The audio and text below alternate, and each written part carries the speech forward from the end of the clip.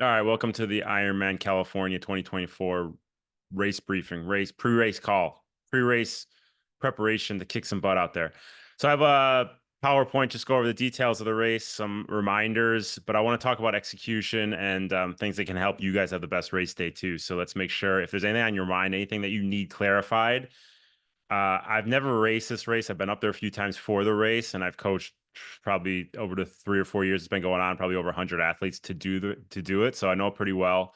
They changed the course a little bit here and there, the biking and the running course, but up there you can really not change the terrain too much. So it's pretty flat, pretty straightforward as the what the terrain is going to be like, no matter what they change in the logistics of the bike and run course. But it's like I said, it's pretty straightforward, flat course. You could get a little bit of wind, you could get some rain.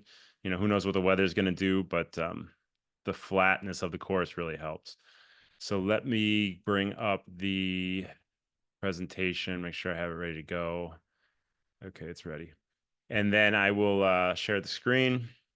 Like I said, I'm not going to be able to see the comments. So if you guys want to unmute, if as you have questions, just unmute and ask the questions. All right. So just feel free to unmute. This is not a official business presentation. Okay, so Ironman California, obviously, there you go. So this week and next week, like you guys might not be wearing Whoop bracelets, or you might not be wearing the Aura rings, anything like that. But we want to think about how we can raise our HRV. Even if you're not measuring HRV, we want to have our HRV as high as possible, which is our shows how fresh and ready we are for race day. So obviously, we're always going to stay active without overdoing it. Keep some intensity in your training while you're reducing your volume. Make sure you're sleeping. Shut it down early. Log off all screens. Do some breathing exercises if you have to, but shut it down early. From now until race day, I think sleep is one of the most crucial things you can do to get ready for race day. Make sure you're eating clean. You're not eating a huge high fat diet, Bry. Eat clean vegetables, fruit. We want to keep vegetables and fruit in our system, guys. Even the night before a race, I eat a salad because you're gonna take a dump the morning of the race. That's just gonna help it move a little bit, right? So don't leave vegetables and fruits out of the diet. We got to keep things in our digestive system moving. So lean protein, complex carbohydrates. Make sure you're hydrating with electrolytes. Try to cut out alcohol now into race day. That's going to dehydrate you and be a diuretic to take those vital nutrients out of your system. So make sure you are not partaking in any of the festivities. You guys work so hard for race day. Let's really hone in on it and take it easy with the sauce for the next 10 days. And make sure when you're drinking plenty of liquid with electrolytes in it. So if you have a element laying around, or you always have the pH 1500, pH that 1000, make sure you're putting that into every water that you have, because that's what you're going to need come race day. Those electrolytes are crucial. Like I said, or we talked about yesterday on the 2 p.m. call and on the rides, make sure you're taking a minute a day just to count your breaths, get into a good breathing routine. It's just going to help you deal with stress better and shut it down when you need to shut it down. Just get a little extra relaxation. And then cut out any extra stressors you might have. If you can let the wife or husband drop the kids off, or you can give the kids to a nanny for a little bit, or you can cut out from work a little early without having the boss hate on you too much. Just cut out some unnecessary stressors if you can over the next 10 days, and just be mindful of getting away from anything that you don't need to be around, because that extra stress is going to zap energy from you that you're going to need on race day. Because no matter how fit or how fast you are, you're going to need every ounce of energy when you're out there completing an Ironman. So let's prepare for it. These are just some ways you can use over the next 10 days to be as ready as you can be. When you go in your Ironman profile, let's make sure Tower 26 is your team. I think most of you guys already have this noted, but go to your Ironman.com profile and just make sure your club is Tower 26. We want every point that we can get. Just a checklist that you're going to need for race day. You need your kit. Obviously, let's make sure that's dialed in now. 2 sets of goggles. You could be swimming. Forget if you could be swimming into the sun, but have a clear set of goggles, have a tinted set of goggles. Just be ready for any condition. If it's a little foggy out, you'd use the clear set. If it's sunny and a little less clouds in the sky, you can wear the tinted set. I say a brightly colored towel because you can put that under your shoes and don't worry about the brightly colored towel because there's change tents in the Ironmans. Don't worry about that. Have you seen your wetsuit? The Vaseline is for anywhere that might be a hot spot because even though it's a downriver swim and it's going to be a fast swim, a lot of you guys are going to be in the water for 45 minutes to an hour. If there's something rubbing between your skin and the wetsuit, put some Vaseline on there. You know, they sell the Glide and all that kind of stuff. The best lubricant you can use is Vaseline.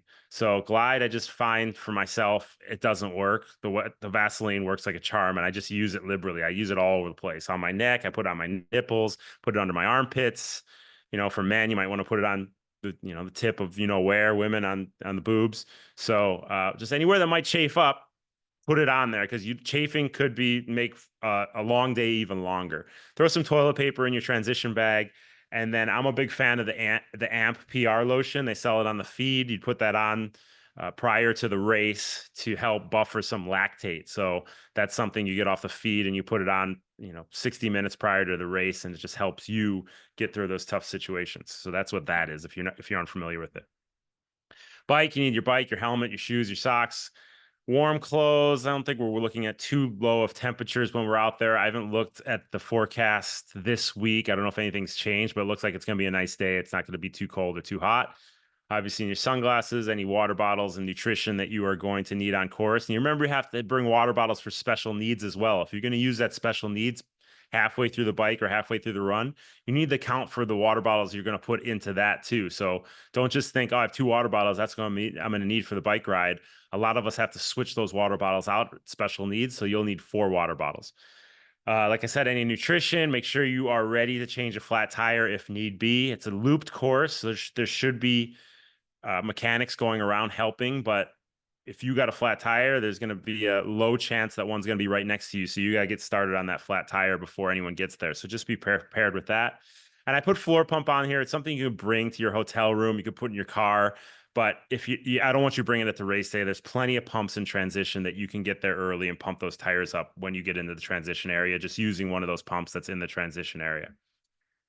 Running, you need your running shoes. Remember, you need 2 pairs of shoes, because you'll need one in your transition bag that you drop off on Saturday, and then you need another one to wear, the rest of the day and to the race to warm up in. So you need 2 pairs of running shoes. Dry clothes, just something you need to wear. You want to wear to the race and home from the race. Race belt. Let's make sure we all have our race belt ready to go. That's something you put your race number on, so we're not pinning our race number into our sexy tri-top that we just spent hundreds of dollars on. So does everybody know what a race belt is? Make sure you have a race belt ready to go. If you don't have one, make sure you pick one up off of Amazon tonight, and they can deliver it by tomorrow. Something you're going to wear on your head that's going to keep the sun out of your eyes, maybe a hat, maybe a visor, headband is what I like to go with. And then any nutrition you're going to need on the run. Anybody got anything that they want to go over that I just spoke about? Swim, bike, run that I didn't cover? I just have a question on apparel. If you wanted to change, I heard that they said no nudity in the changing area. Is there any option for that? Well, there is changing tents. So if you're in the men's changing tent, you got to do what you got to do to get your. Where did you read that? I read it, and also I asked Nathan, who said he did it last year. So if you wanted to go from like cycling bibs to run shorts, how you do that? And he said just you could throw like a towel over yourself or something, because it said no nudity in the tents, but I just wasn't sure. Yeah, I mean, I don't think anybody's too much of a stickler. If you guys want to, not have to worry about that rule, throw a towel in your transition bag if you're going to switch from your cycling kit into a run kit. So yeah, that's a good point. If you need the change, just bring a towel you could throw around your waist to make sure there's no nudity. I don't know if they'd really be sticklers on that, but most Ironmans I go to, there's dudes running around slapping each other with the towels as in the change tent. So I've never heard that rule before, but that's a good point. Be prepared with a towel. If they are sticklers with that, you're ready to put that around your waist so you can, or around your top if you're a woman, and adhere to that rule. All right, so this is other things you might need. Make sure you have any training devices you need: bike computers, form goggles, running computers, anything like that, wristwatch. Body Glide, Vaseline, like I said, sunscreen. Sunscreen you want to put on before you leave the hotel room. Don't worry about putting that on while you're at the race. Get it on before you leave so it's all covered. And never put any sunscreen above your eyes. Keep it all in the cheeks and below. Never on your forehead, because they'll start to sweat down into your eyes and cause some burning in your eyes. So keep the sunscreen below the eyes. Electrical tape, that's because if there are some choppy areas of the bike course, as there are on any course that's 112 miles. Just make sure everything's cinched down. I like to use electrical tape to tie everything down, like my front end water bottles, any cages that might bounce around a little bit, maybe a flat tire kit if I need to cinch that up a little bit. I use electrical tape to do that. Might want to throw a pair of scissors in your bag. A lot of times people like to cut down their race numbers to a little smaller just to not have the entire race number taking up your whole helmet or your seat post or anything. So that might help cut that down a little bit. Like I said earlier, a change of clothes, and they have plenty of stuff after the race. So don't worry about bringing a recovery snack or drink. There's snacks there. All right, here's the schedule for race day. Thursday, you can start checking in. There are some course talks throughout the day. I would suggest you guys attend one of the course talks. They have them all. They have throughout the day. On Thursday, there's a couple of them on Friday. So just try and attend one of those race briefings. And actually, there's one on Saturday too. So check out when that is, because if anything changes or there's any last minute updates that they need to fill you in on, pay attention to when those times are. This is all in the athletes what's it called, the athlete packet, so you can check that out online and know when those are going off. But let's make sure you pay attention to the bike check-in on Saturday. You have to check in on Friday, right? You cannot check in for the race on Saturday, so you have to get all your stuff on Friday. When you go to the bike check-in, that's when they give you your timing chip. If you haven't raced Ironman in a couple years, they stop giving the timing chip at the check-in on Friday or Thursday, and they start giving it when you drop your bike off at the transition area. So you have between 10 a.m. and 4 p.m. to drop that bike off on Saturday. You cannot bring it race morning. So make sure you do that on Saturday, and I would say do it towards the later part of the day. Don't wait. Don't do it first thing in the morning. A ton of people do that. Your bike will be sitting out there all day. A lot of you guys have to spin around a little bit, loosen the legs up. So give it some time, and don't drop your bike off till probably around 3:30. Wait until later in the day, until be one of the last people to bring that bike in there. You can check in on Saturday though. You can't check in on Sunday, right? You can check in on Saturday and drop off your bike on Saturday. No, you can't check in to the race. You can't check. Oh, it looks like there is check in on Saturday morning, 9 to 11. I added that this year. Usually you can't check in until you can't check in the day before the race. So they changed it. So 9 a.m. to 5 p.m. on Friday. It looks like you can check in 9 a.m. to 11 a.m. on Saturday.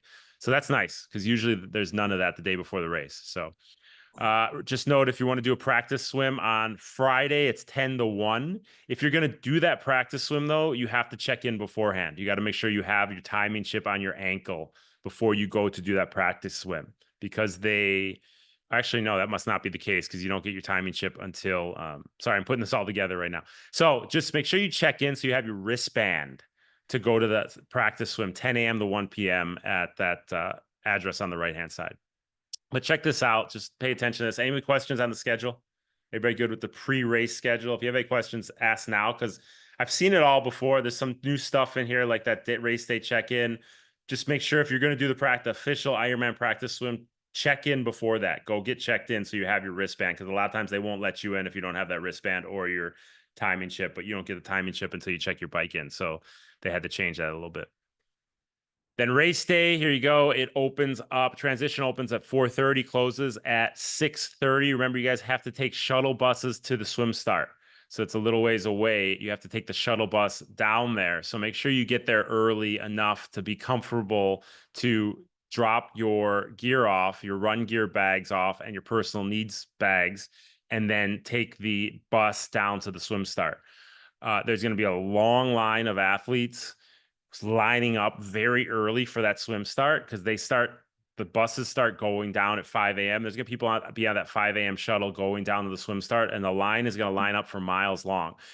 Look at the line. Don't think you have to stand at the back of that line. You want to walk up to where you think you should be swimming and line up there. So don't feel like you're a jerk for cutting the line. You need them to be moving up through that line to where you think you should be. So don't get intimidated if you show up and the line is 3 miles long to the swim start. Everybody understand what I'm saying? So there will be the swim start here, and the line will go for a mile. for all these people that are lining up so early, don't even pay attention to it. Just walk past everybody up to where the banner is of where you want to be seated, right? So if you think you're going to do the swim in 45 minutes, go up to that banner that says 45 minutes. Don't worry about cutting the line. That's just what you have to do. All right. So race starts at 7 a.m. That's when they start filing people Hey, into the Jim. water. Yeah. Hey, Jim. I'm sorry to interrupt you. But just curious, like Santa Cruz, remember like you had to work your way all the way through, really? And Yeah. you were just saying about the line. Like, do you think if you want to get that 45, you can kind of just jump over there, or do you have to go through the full mass of people? It's not going to Like, be as tight as Santa Cruz. They're not, it's like, because it's such a long line there, it's not going to be funneled in so tight. It's going to be more of a loose you can walk around everybody. There's plenty of room to walk on the sides as far as you want, but just don't feel like you have to go to the back of line and wait with the 2 hour people. Just right. walk on the side. Once it starts to get tighter and people start to get a little more um a little more congested, don't feel like you're a jerk for just budging through people. Just excuse me, because it's your race. You want to get up to where you should be. And with these races, people are typically very aggressive in their swim times.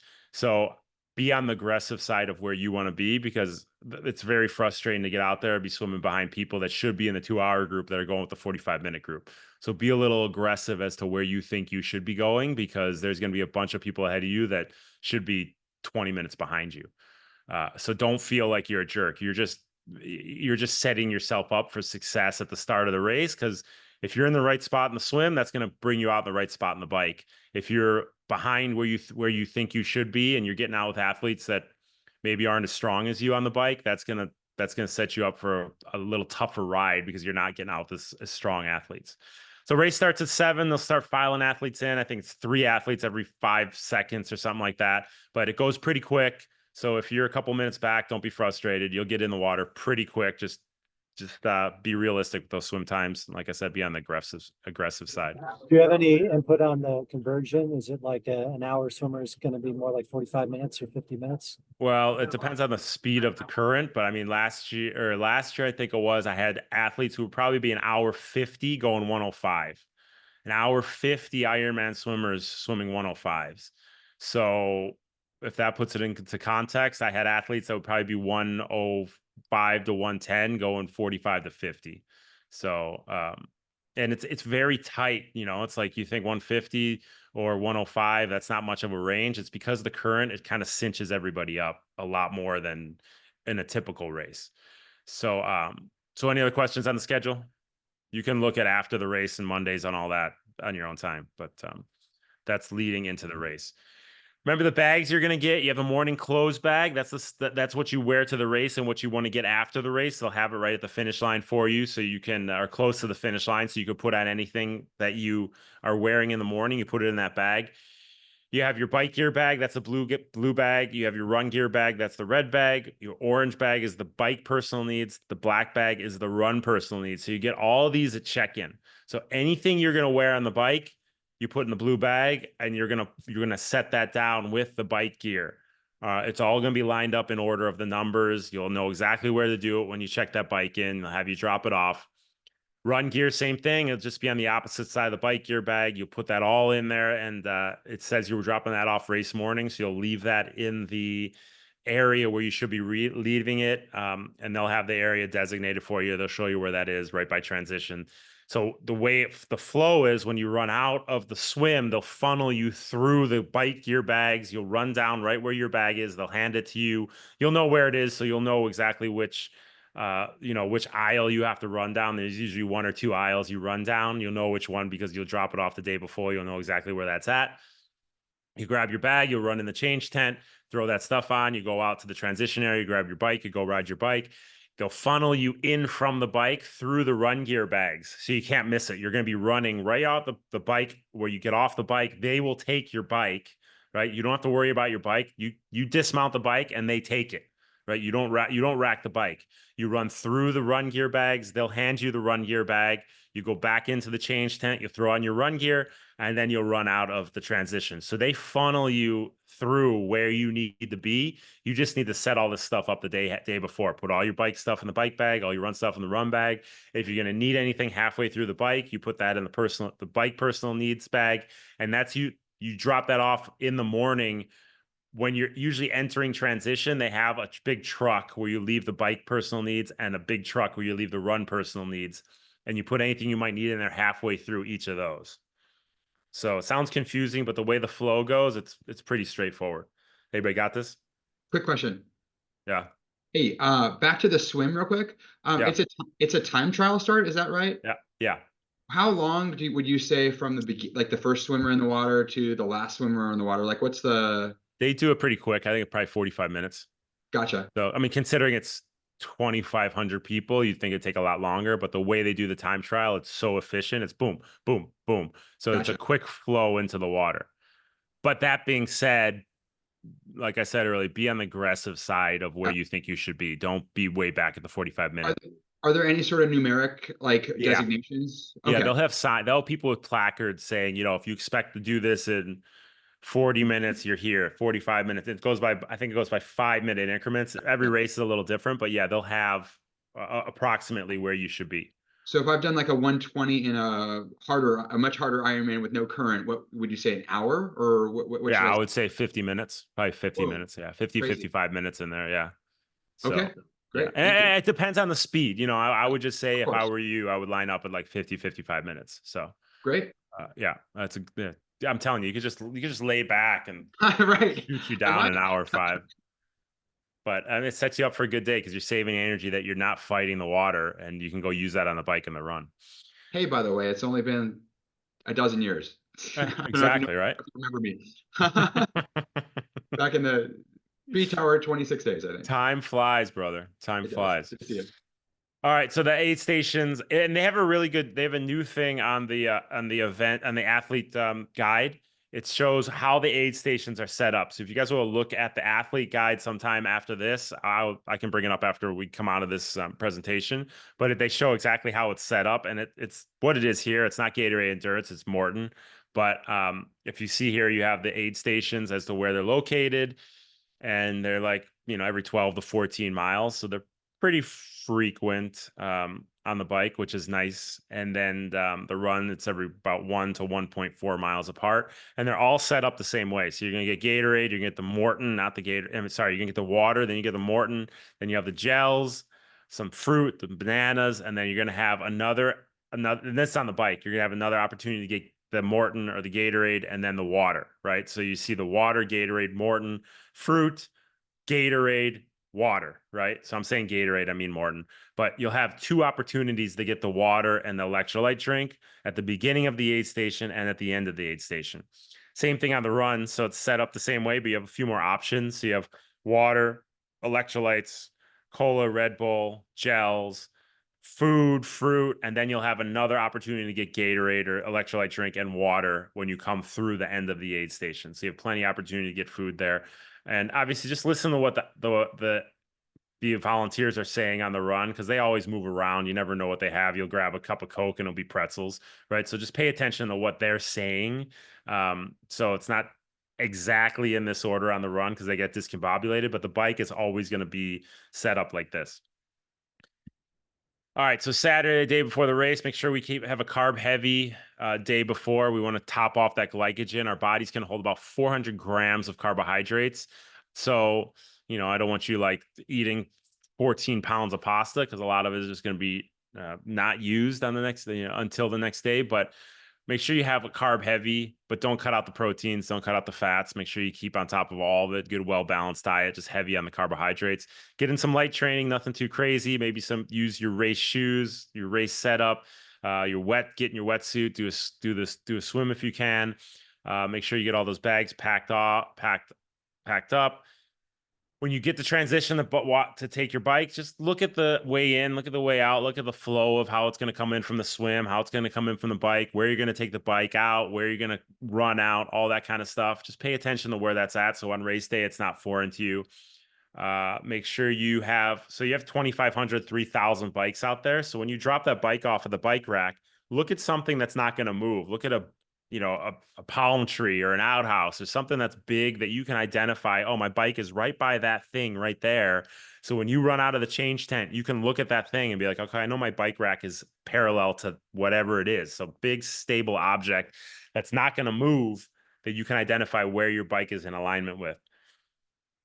Know your path you're going to take. Then that goes with just finding the flow of how the transitions go. Ironman has it so dialed in. It's not hard to find your way, but if you know and you can kind of head it off and not have to have the question as to where you're going to go, you can take care of that on Saturday. Make sure you get home, get off your feet. So go do your light training in the morning. Make sure you're checked in and all that. Get home, get off your feet, make sure you eat, just shut it down for a while, then go drop your bike off, come back to wherever you're staying and do the same thing. Don't go walk around the expo. Don't go for a 10-mile walk with your friends. The day before a race is the ultimate vacation day because you don't feel like you should have to do anything except for sit there, do a little training, and then get off your feet and relax. Eat early. Don't overhydrate. I don't want you guys just pounding hydration the day before. Eat it, drink enough, just sip on something, sip on those carbohydrates, but don't just say, oh, I got Ironman tomorrow, I just got a pound. That'll also make you sluggish if you're drinking too much. Stay on top of the salt, take on top of the electrolytes, add a little extra salt to your food. Have some salt pills throughout the day, drink the pH 1000, drink the pH 1500, and shut it down early. Turn off all your screens. And even if you think you don't sleep, you're going to sleep. Just shut it down early. You're going to have a restless night, but if the earlier you get it, you shut it down, you quiet things down, the better chance you have of getting a better night's sleep. Sunday, wake up early. Like I said, you got to get that shuttle. So don't wait till the last minute. Give yourself plenty of time to get the transition, get the nutrition on your bike, drop off your run gear, drop off your special needs. And so wake up early, guys. You guys planned a long time for this. Don't wait till the last minute, and don't try and get every second of sleep that you can. Get a good night's sleep Friday night. So then Saturday night, you wake up early, you're rested. Eat pretty much as soon as you wake up. Maybe have a cup of coffee quickly to get the digestive system going, and then start eating, because I want you eating 2.5, 3 hours before your race start. So if you're waking up at 4 a.m., try and get your meal in by 4:30 because you're starting at 7. Bring something to chew on if you want that's easily digested. If you get hungry, hour and a half before the race, bring a banana to eat or something, and then you're sipping on your electrolyte drink pretty much from the moment you wake up until you leave your transition bag. So that way you're not pounding your drink, but you have something to sip on from, wake up time until race start time. Get out early, back up the time that you want to be getting on the bus and make sure you get out and you get there in time. And like I said, there's the shuttle schedule, 5 to 6:30. You have to get on the shuttles, but don't think you have to be the first person down there. Like I said, you'll make your way to where you need to start, and just be confident in your race start time and just let everybody else be confident in theirs. All right, so go get your little easy jog, and you can get your easy jog once you get over to the swim start. You're gonna have the morning gear drop off bag at the swim start, so you don't have to be wearing your wetsuit on the bus, right? So you can wear whatever you need to wear on the bus, and then get changed when you're at the swim start. So you can do your little pre-race jog while you're at the swim start. You don't need to do any of that stuff before you get on the bus and go to that swim start. There's no swim warm-up, so I'd like you guys to get some type of warm-up in, whether it's a run, do some jumping jacks. If you have your stretch cords, you could bring those. But yeah, get some type of warm-up in so you are fresh and ready, or you're fired up and ready to go prior to the race. And like we said, the rolling start starts at 7 a.m. So that says 6:50, but starts at 7 a.m. And like I said, be a little aggressive in that swim start time. Here's a swim course, 2.4 miles. Water is in the mid to low 60s, perfect for racing. You will be wearing your wetsuit. Current increases when the two rivers merge. So you're going to be cooking in the first part, but then you're really cooking in the second part of the swim. You sight the yellow buoys, and you can swim on either side of those buoys. Just know the buoy line is the fastest with the current. So the tighter you can stay to those buoys, the more you are in that current. So use that to your advantage, and just know if you are not sure where you're at, just stay to the center as much as you can. Use the banks of the river to sight left and right. And if they're equal distance on equal side, you're straight with those buoys. But the buoys are every 100 meters, so you shouldn't have a problem seeing them. Hey, Jim, I'm assuming this isn't anything like Alcatraz where you can overshoot the swim exit, right? Because it's No, they funnel it. easier. I mean, they have to account for, every single swimmer, not swimmers that are just, our swimmers. They have to account for 220 swimmers. So they'll funnel it really well into where you need to be going. All right, we said rolling start, position accordingly. It is a little on the cold side, so just make sure that if you start to hyperventilate, if you start to lose your breath, it does happen, guys. You have a tight wetsuit, there's a ton of people around you, the water's cold. You might get behind on your breath, get caught up on your CO2. Just relax, guys. Flip over on your back, let the wetsuit float you, get back in rhythm. Luckily, the river will keep moving you forward if you do have to stop, so you're not really losing much time. But it does happen. Just be aware. Okay, I'm starting to hyperventilate. I'm starting to lose my breath. Just relax, stop swimming, and then you can ease back into your stroke if that happens. Stay tight to the buoys, like I said. If you want to try and get over to the swim start to splash some water on your face, it's going to be tough with all those people, but it's always a benefit to feel what you're jumping into before you jump into it. I just stay nice and long with your swim stroke, guys. The more you fight the stroke, the more you try and bring that cadence up in a river assisted swim, the more you're losing losing the advantage of having the river assist. So nice, long, relaxed strokes. Find a good rhythm, but stay relaxed. Breathe in, make sure you breathe out when your face is in the water, and keep everything nice and long, nice and strong. And don't bring that cadence up super high, because all that's doing is just spinning your wheels with that current, and that's not helping you save that energy and move as fast as you could be going. I know when you start, it's going to be pretty congested, but as you move, it'll break up. So if you're kind of worried or you're nervous that there's a ton of people around you, just keep swimming, and it strings out as you go. Questions on the swim? Anybody? No, nothing. Okay. Transition one, remember it's free time, guys. You see the day after the race, the announcer always says, okay, this guy spent 45 minutes, an hour in transition. Don't be that person, right? Get in there, grab your stuff, get in that changing tent, throw it on, and get out of there. Use the volunteers that are injured, use the volunteers to help you, right? So don't think that you need to put everything exactly where it should be. Use it. Hey, volunteer, take this bag and can you put it where it needs to go? Can you help me get this shoe on? Or can you hold this while I put this on? Use the volunteers. That's what they're there for. They help you get through transition smooth. As you're running out of the water, pull that wetsuit down and start taking it off. So as you get into that change area, it's already halfway off. All you do is slip it down the rest of the way. Dump everything out of that transition bag, put it on, jam everything in there that needs to go in there, your goggles, your wetsuit, jam it in there. And then as you run out, throw it to where it needs to go. If you wear socks on the bike in training, wear socks on the bike. In racing, don't take a chance getting a blister. You might be a little chilly at the start too, so we don't want those cold toes, those cold tootsies. So wear those socks. If you wear those socks, take the time to put them on if you need to. Like I said, just get everything on there out of the bag. And if you need to put your sunglasses on or anything like while you're running, just know it's free time, guys. You don't have to sit there and put your feet up and take a nap in transition just because you're doing an Ironman. Move through, because I don't want you to finish and lose out on whatever you're shooting for by 5 seconds because your transitions were a little too long. Take it serious. The race is swim transition, bike transition, run, finish. So the transitions are much as the race is everything else. Get through them and get out. Bike course, 112 miles, pretty flat, guys. 710 feet of elevation over the course of an Ironman is pretty epic. So what you're going to find in this race, I'm glad you guys are on, is that it's going to be bunched up coming out, right? Because it's a ton of people with the current assist coming out in a small window of time into a flat bike course where there's not much areas to break it up. So just know when you're coming out and there's people everywhere, keep a calm head. And if you're in close proximity to other riders, there's only so much room on the course. Don't be that guy swearing to people for, oh, you're drafting, get off my wheel. It just happens. Like in the swim, things will string out as the time goes along. People start to fatigue, people start to find their own effort, but keep a calm, cool head and use it to your advantage if you have to. Just use other athletes to help get your motor going, get the body moving forward. And, if you want to say something inspirational to each other, use each other to get motivated and get moving on the bike. But don't get frustrated if there's big groups of riders riding together. Like I said, there's only so much room to, so much area to go, and in tight window, it's going to happen. 8 stations, like I said, are every 12 miles. Stay on the pedals, stay nice fluid, find your rhythm, get in that TT position.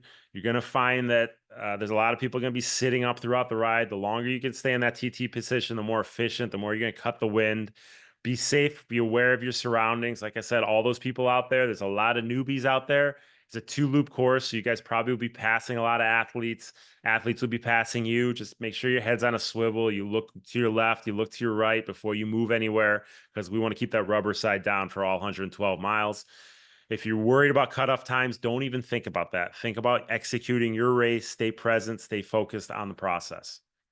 Any comments, Jim, on like the technical nature of the road? Like, is it, I assume it's not a closed road, like good surfaces, anything like that that you can offer?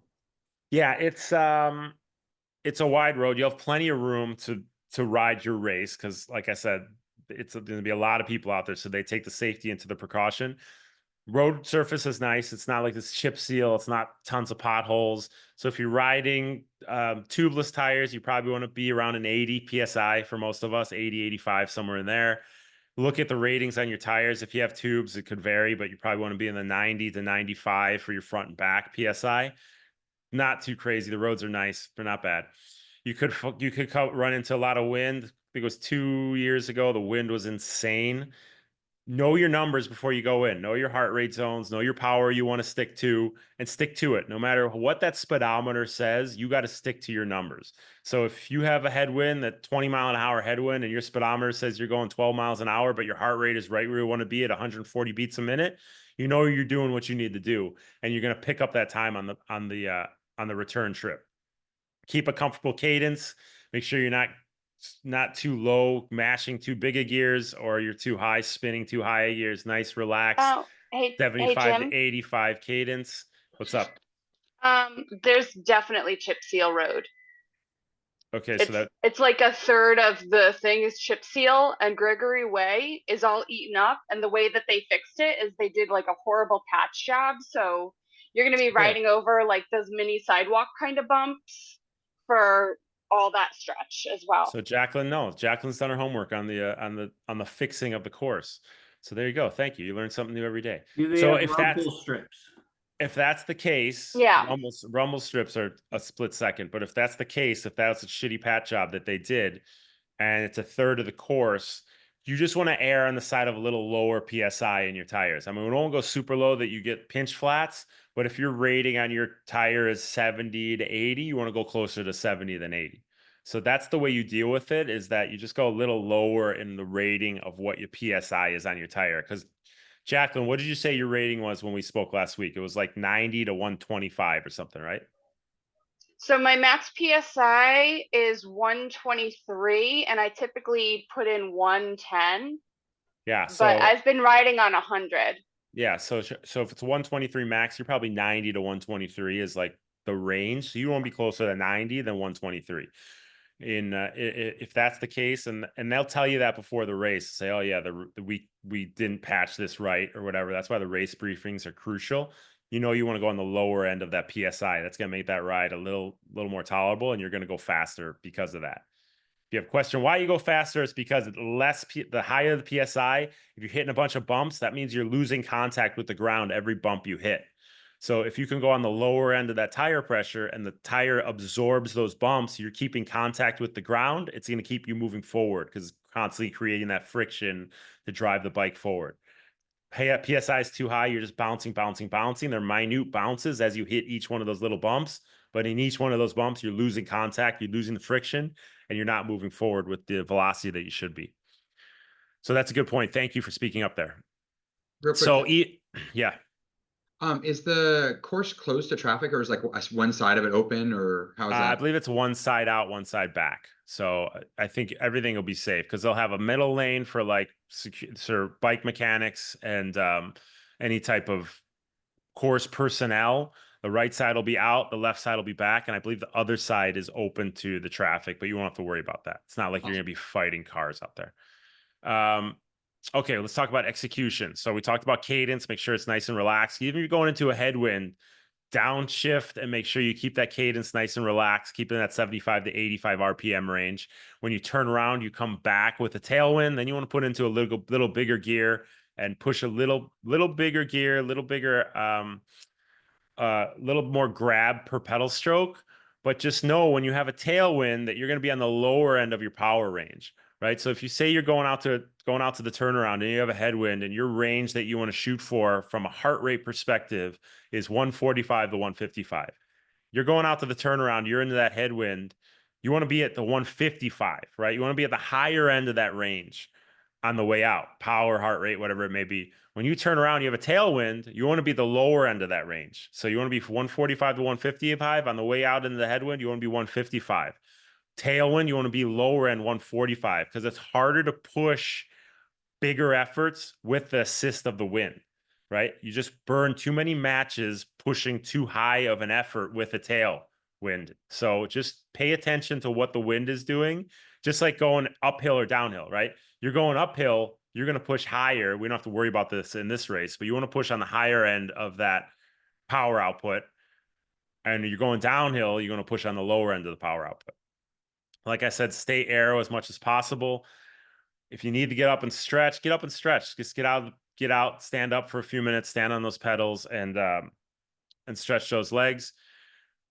Like I already talked about, into the headwind and the tailwind, break the distance down into smaller chunks. There's markers every 5 miles. So you could just ride 5 miles to 5 miles. I like to focus on my nutrition, knowing I'm going to take a gel every 15 minutes. I look forward to that next 15 minutes. Okay, it's 15 minutes. I take another one, and I know I'm going to be sipping on my drink every maybe 5 minutes. So I break it down by when my nutrition is coming in, but break it down into smaller chunks, however you have to do that based on your execution. If you need to pee, it's the best place to pee. If you're riding and you pee, go downhill. But if you just can't do it, stop at an aid station and go pee, guys. Don't sit there and pinch that pee the whole way. It becomes miserable. Stay on those nutrition intervals. So if you take your first gel, Is that legal now? I didn't even know about on the bike. I don't say anything. You don't say anything. So stay on your nutrition the whole time. If you take a gel at the first, I don't know, David. I'm sure they'll say don't pee, but I mean, someone's really gonna have to be looking with a minute, magnifying glass to say, "Oh, you're peeing." No, sweat. What are you talking about? I was peeing. But there's not many places. Like you got to pee in a downhill. It's really hard to pee in a flat course. It takes major skill. So if you got to stop at an aid station every 12 miles, stop, get it out of you, and then get going again. Just don't sit in there and read the Sunday Times. Stay on your nutrition. So if you take a gel at 5 minutes in, you're taking them every 20 minutes, at 25, 45, 05, 25, 40, you're taking your gels. You're taking your electrolytes. You want to drink 1 bottle an hour, whatever it is, you're drinking 1 bottle an hour. Stay on top of your nutrition. That's a vital component of the race. You do all this training.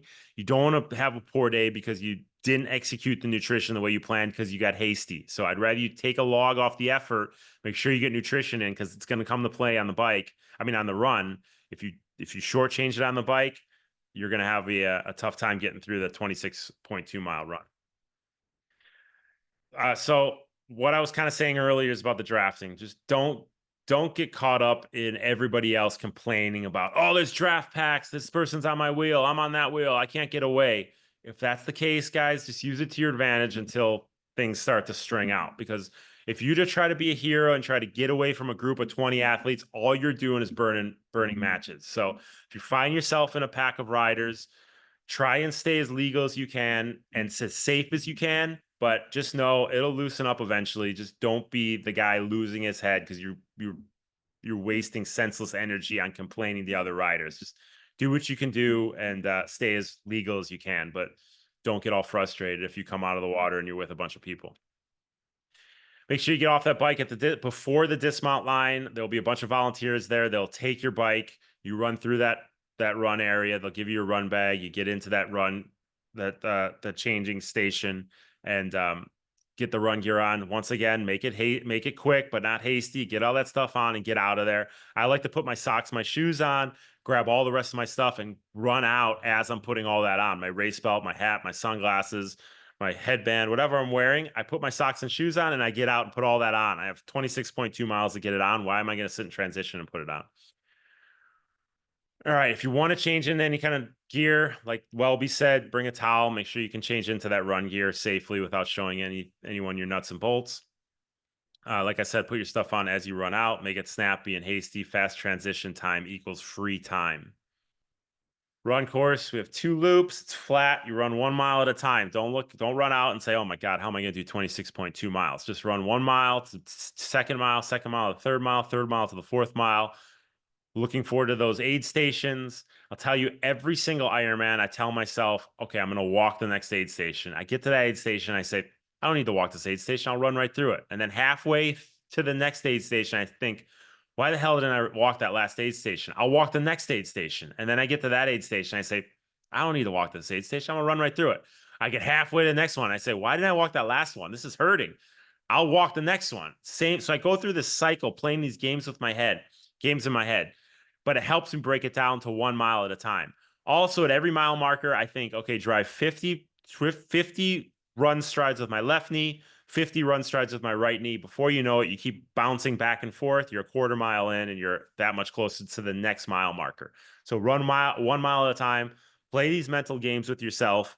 And it's like I said, once again, it's a flat course, guys. So you got to keep that turnover. You got to stay present and focused on how your running is, because with no hills, no downhills, no uphills, it's a lot of stress on the same muscles. So the more you can dial into good alignment, those knees, pushing off the back, using those glutes to drive you forward, keeping the upper body relaxed, that's going to, in the latter miles, when there's a lot of over stress happening on the same muscles because there's no undulation, staying focused on the process early in the run is going to help you get through those later miles. So find that rhythm at the beginning. Don't worry about pace. Don't look at your watch. Get out of transition. Just get moving. Your body, your run stride, your run pace, your focus, your goal will come to you 10, maybe 15 minutes in, but don't be too stressed about what your watch says until you really start to feel that rhythm. So focus on finding that rhythm, focus on staying nice and relaxed. And just know you've done enough transition runs that the first couple of minutes is going to be a little uncomfortable, but you loosen up, the legs come to you. Stay on top of that nutrition. You have aid stations very frequently. Use those aid stations. If you need anything, they have the gels, they have the electrolytes. Stay on top of that. And just same thing on the bike. As you execute the nutrition on the bike, know your nutrition plan on the run and execute on the run, because the early miles on the run are going to make the late miles on the run. You know that the bad wolf is going to pipe up. The mind is going to start saying, why the hell are you doing this? This hurts. This is horrible. This is when you fall back on those key workouts that we've done building into the race. And you say, you know what? I made it through that workout. I can get through this workout, right? You turn off that bad wolf and you just focus on the process. You focus on that confidence that we built session after session after session. And that gets you through those tough times. Because when you cross the finish line, you want to look back and say, man, I was hurting, but I hunkered down. I got through it. I'm so proud of myself. Or do you want to say, damn, I succumbed to the pain. I wish I would have hunkered down, got through it, because I'd be a lot more happy with myself if I had. So either way, you're going to get to the finish line. You're going to be happy, but it's how you got there and how you break down that experience is what really brings the most gratification after the race. So just know there is going to be that little side of the brain saying, what the hell are you doing? This is stupid. You're hurting. Stop. Be like everybody else out here walking. Don't turn it off. Just, no, I'm going to run to the next aid station. Now we'll run to the next station. Break it down 1 mile at a time. Focus on the process. Before you know it, you'll be at the finish line. All right, nutrition. Let's just make sure that you, like I said, we kind of covered all this stuff, but just briefly, race day nutrition, 20 to 30 minutes before the start, take a gel, wash it down with your electrolyte drink or some water. Just broad strokes. You should know your nutrition plan by now. Once you get on the bike, you get moving, start getting onto your nutrition strategy. Typically, you want to take a gel every 15 to 25 minutes. In between each one of those gels, you want to sip on your electrolyte drink. Use the special needs station to re-up everything you started with. Have all that stuff in your special needs bag again. That way you're not carrying 5 bottles to carry along the course. You have the access to special needs. You start with 2 bottles, keep 2 more bottles in that special needs, just switch them out at the special needs. Any gels that you need, same thing. Have as many gels in the special needs as you had at the start, and then you could just re-up it. So you're treating it as 2 separate races.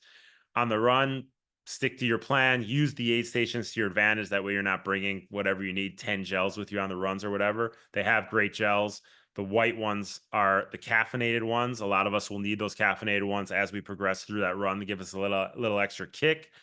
Make sure you're using the Coke. Take a little sip of that Coke at the aid stations to help give you a little burst of energy, aid station to aid station. And if any kind of cramping pops up, just get on those electrolytes. Drink the Morton. If you have salt pills with you, get on those salt pills. And those will cease, but you got to get on top of that nutrition and stay on top of it in order to let those subside as you keep going. It's a long day. Just think through any situation. All right, we'll go through some questions if you guys have it. If you guys are watching this after the fact, ask the question on YouTube, Instagram, Facebook, wherever you see this, ask the question and we will get responded to you. So let me exit this out and get back to you guys. We got anything anybody wants to cover? Yeah, Jim, I had a quick one. Do you have I know you're Q22 back in the day, you knew some of the Q22 people. Do you have a caffeine protocol nowadays? It's all dependent on the athlete. So if you're used to caffeine, I would like to see you take caffeine like once an hour on the bike, some type of But caffeinated gel. I mean, do you abstain from caffeine like 10 days out or a week out or anything? No. If you're Okay. used to that's the thing. Like we don't want to change so much that we've been doing up to the race, just like training. Like you don't want to turn off training completely because your body goes into shock. If you're used to drinking coffee every day, your body is going to go into a depressive mode and you're not going to enjoy the lead up experience the way you should be because you're so depressed because you don't have your drug, right? So no, if you just keep doing exactly what you're doing up until race day, because we don't want to change that routine. But good Thanks. question. All right, what else? Anything. Yeah. So just for anybody else who needs to fit it into a schedule, if you're not doing the Ironman swim, I know that Friday afternoon, I think it's at 3 or 3:30. Check the Ironman California page. I'll put that on here. But there is a group swim that she has organized. Now this is her 3rd year in a row for anybody who's traveling and flying in and will be later in the day and can't make the Friday morning. And there's also a group ride that they're organizing on part of the Quiet Strip. If anybody wanted to get out there for that as well. That's on the event schedule, or is that? No, I'll quickly put on the Ironman California. It's one of the local pages. Her name's Erica. She's a local and she's put together each of these things year to year. It's separate from Ironman, but all of us show up to it. Okay. All right. If you're interested in that, Jacqueline will put the link in the comments section. But I know we cover a lot, guys. So we have any other questions you want to go over? Speak now. Yeah, Cody, what you got? Is there a thread like with all of the Tower 26 people that are? Is there I'm like gonna send it out. I'll send it out in the next couple of days. I'll send an email Okay, to cool. everybody doing it so you guys can coordinate anything you want to coordinate. I don't Nice. have any type of like pre-race dinner just because everybody's kind of on their own schedules. So Totally. nothing like that, but like stuff like going to the swim, things like that, meetups, anybody needs anything. That's always convenient to have. So I'll send out an email to everybody racing. I get the official list from Ironman tomorrow, and I'll send out an email to everybody racing with the official list and everybody's email contact. Cool. Thanks. Good question. Yep. Jim, all right, a lot of stuff. Yeah. Jim, I assume the special needs bags are difficult to find or not easy to find? You mean on course? Yeah. No, they have. I mean, there's plenty of people yelling. Special. There's signs that say special needs coming up, and they'll see your number as you're coming up as a person with a bullhorn or a walkie-talkie or something, and they'll radio to the volunteers at the special needs area saying, number 2123 is coming up. So when you pull up 2120, someone will be standing there with your bag and give it to you. Oh, It's wow. not like you don't have to get off and get it. Okay, cool. All right, Yeah, thanks. so they'll anticipate it. Yeah. And the run, same thing, as you're running up on it. And the first time through, it's the 2-loop course. So you should see the special needs as they're setting it up the first time. It's usually at the turnaround on this course, the bike turnaround going on the second lap. So just know after you make the turn, the U-turn to go onto the second lap, it's on your right-hand side. Gotcha. Thanks. And yeah, I mean, any other questions, guys? I'm here to chat it through. I want us all overly prepared for this race. You've had a long time to build into it, big season build, and we're all ready to go. So let's just make sure we go into it with all your T's crossed and your lowercase j's dotted. Started for a flat, fast course. Stay in that TT position. All right, if there's nothing else, guys, appreciate you joining. Thank you. All right, guys. Thanks, Jim. Later. Appreciate it.